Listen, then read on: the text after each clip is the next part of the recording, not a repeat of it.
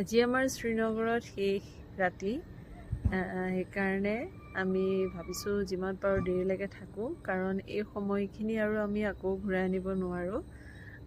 প্ৰায় আমি এসপ্তাহ থাকিলোঁ ইয়াত